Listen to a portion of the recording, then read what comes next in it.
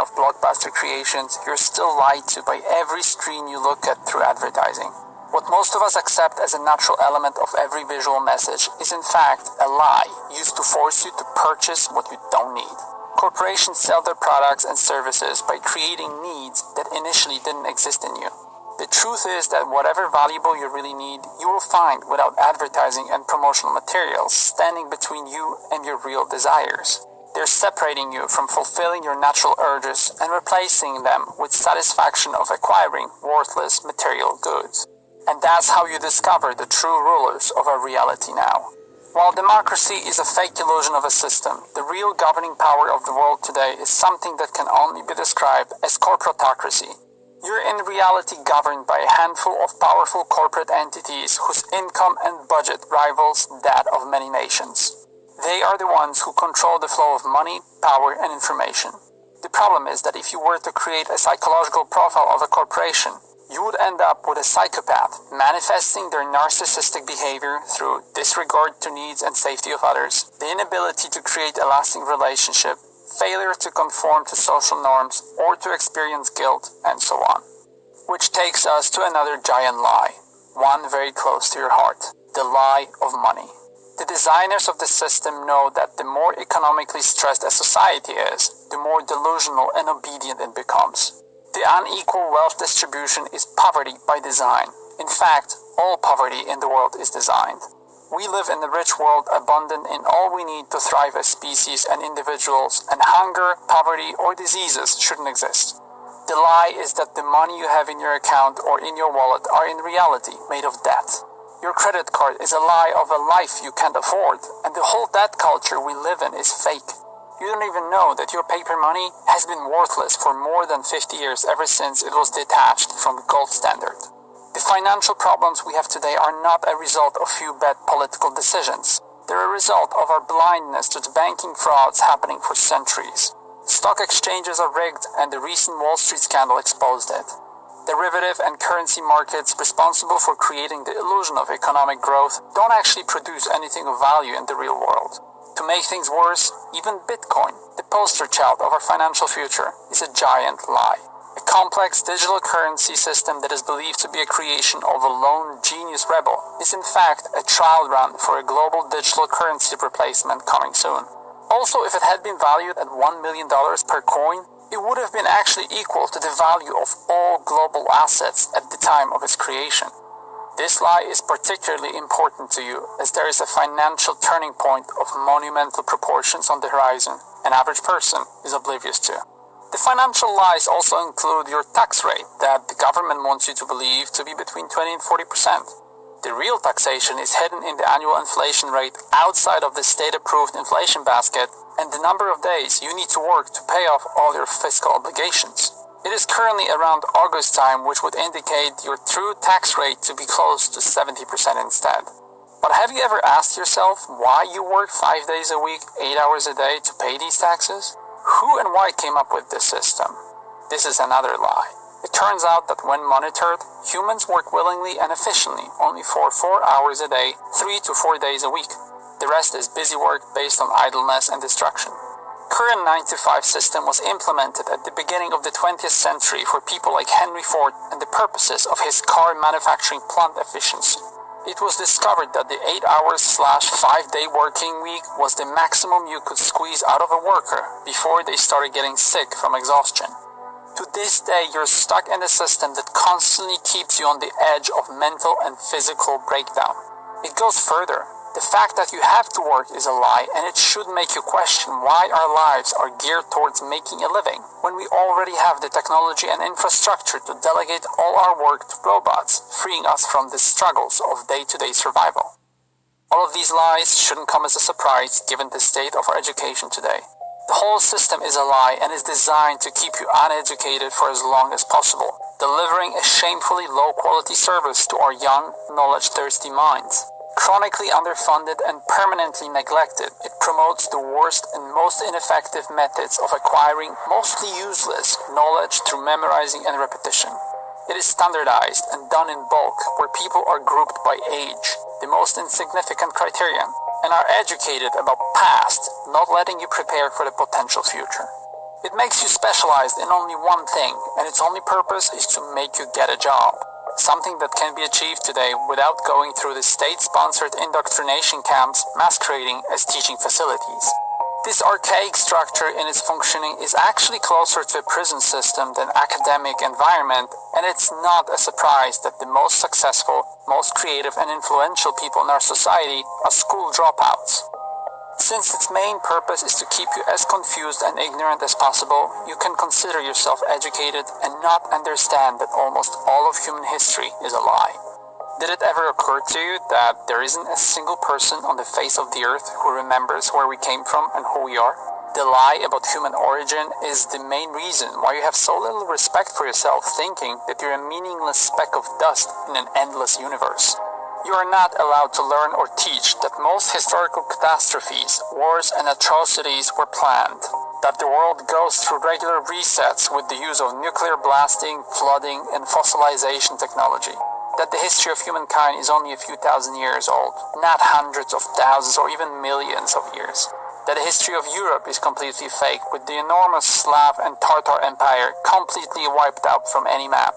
You're lied to about America being founded and not discovered, as proved by a huge amount of photographic evidence showing sophisticated structures already in place, long before the settlers acquired any technology and resources to build them.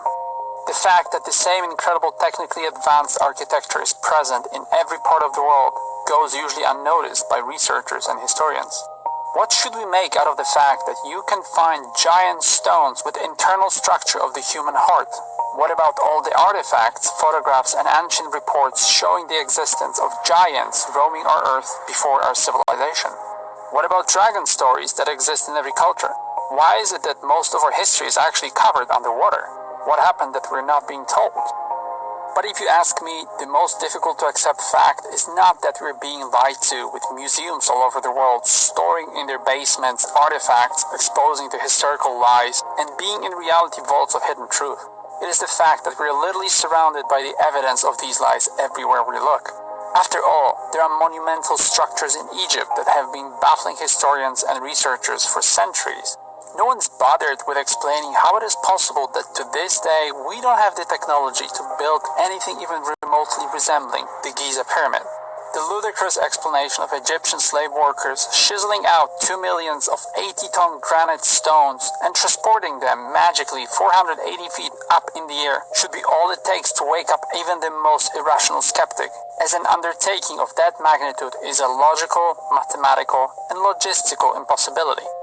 The lies about the purpose of these breathtaking structures were recently exposed when a British engineer named Christopher Dunn described tunnels inside the pyramid that used to be filled with acid, indicating that it is a power-generating complex. If you need more proof, just step outside of the pyramid and look at the randomly scattered unfinished granite stones with test incisions showing without a shadow of the doubt that they were cut with a speed or 40 inches per second. And what about the structures created with the same technology found in Mexico, Peru, Bosnia, China, Iraq, Iran, Indonesia, Cambodia, and Nubia? Why isn't anyone connecting the dots? And why do these structures change chemical makeup of a poison, making it harmless, and increase the productivity of seeds by 400%?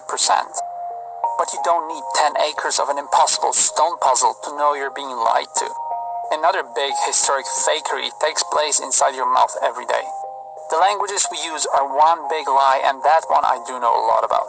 I learned 6 languages in my life and I studied linguistics, and although you can burn the libraries and history books, you can't hide the historical truth embedded in languages that were created through centuries or maybe millennia of organic modification, revealing the origin, migration, and geographical location of its users. And the truth hidden in these languages reveals fascinating and shocking realizations, like the one that German is an artificially created modular tongue designed fairly recently, indicating that Germany, or Swabia as it should be called properly, is in fact a continuation of the Roman Empire that never really ceased to exist. You will also see that English underwent a purposeful and artificial process of simplification not observable in other languages. By studying the roots of words in Latin, Hindu, Greek, or Polish, you will quickly realize that the official version of human history is a big lie hidden in the syntax and etymology of the vernacular of these nations. It reveals a completely different history of origin and movement of humans than we are told. On top of these ancient lies, those in control recently added a few new interesting reality distortions, and one of the most pushed on the clueless society today are the lies related to the environment. Almost everything you're told about Earth's system of natural resources is an illogical fairy tale that is playing on your love and care for the fragile biosphere of the Earth. It starts from the fossil fuels lie and the outlandish claim that its source is made of decomposing dead organisms deep in the ground. I worked in the oil and gas industry for years, and I can tell you that after decades of extraction, we know now that oil is the second most abundant liquid on Earth, and its supply is limitless and renewable. Its origin has nothing to do with organic matter. Just imagine how many of these poor dinosaurs must have died, and what kind of a process turns their bones into stone and flesh into oil. This liquid is constantly produced inside Earth, and we are told nothing about this process.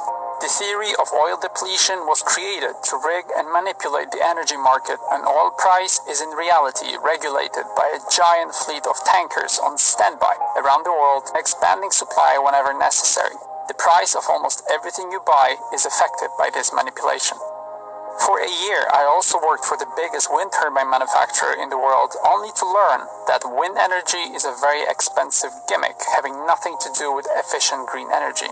These huge turbines with their constantly malfunctioning gearboxes, regular inextinguishable fires, animal habitat disrupting low-frequency noise and vibration, and giant non-recyclable blades quickly buried underground create much more environmental problems than benefits. They are political virtue signaling monuments of fund and resource mismanagement, producing minuscule amounts of energy that still needs to be transported from destined locations. It is the same story with the eco-friendly compact fluorescent light bulbs that are so full of mercury that they need to be treated as hazardous waste and are non-recyclable. So much for being eco-friendly. Another big lie we will all soon be affected by is the myth of the electric car. What most of us don't understand is that 90% of electricity is still produced by some form of burning fossil fuels. But in this case, it needs to be additionally transported and stored, creating a need for a huge, expensive, resource-consuming infrastructure. The cars are wasting up to 20% of energy in the process compared to regular cars. The car batteries are very dangerous, fail frequently with life-threatening consequences, and need to be replaced within a few years. Minerals required to produce these batteries are responsible for a lot of environmental degradation and worker exploitation. But the green lie is well on its way, and if you try to use your logic, you'll encounter a lot of emotional resistance from the self-righteous eco-brigades. And why wouldn't they react if you're constantly told the lie of recycling that was simply designed to deflect responsibility from corporate liability of producing huge amounts of waste? Did you know that it takes more energy to recycle a glass bottle than to make one? Did you know that recycled plastic is so brittle that it has virtually no application other than being a small part of another plastic product? And that the biggest lie is the safety of plastic, where it was discovered that the breakdown process of neurologically disrupting polymers is not 300 years as initially thought, but barely 50 years or even less, and that plastic molecules are destined to eventually end up in every living organism on Earth. One of my favorite environmental lies is that of overpopulation. Did you know that you can put all humans on Earth into the state of Texas and give them 2 acres of land for every person? The real lie is not in the number of people, but in their corporation-created lifestyles. Because to sustain our current habits, we need in fact 24 acres per person. The corporate consumer system of today makes us more in need of Earth's resources, and that's the truth about overpopulation. Humans are not the problem. It's the broken system that governs them. I think I'll stop now. It turned out to be the longest video I've ever written, and I can still have a list of subjects that I wanted to cover. So let's do a simple experiment now. You heard about all those crazy lies, truths, and theories, and some of them are interesting, some of them you knew, but I want you now to listen to these statements. Your tap water is poison, Earth is not a globe, Jesus never existed, climate problem is not really a thing, and the world is ruled by lizard-like creatures. What's that emotional reaction suddenly? These are not probable theories. Do you feel the sudden wave of outrage, resistance, and denial? Where did it come from? Is it because you researched these topics thoroughly, and in light of all the available evidence you came to the conclusion that they are in stark contrast with the fabric of observable reality? Or is it possible that someone somewhere told you that it's not true and they made sure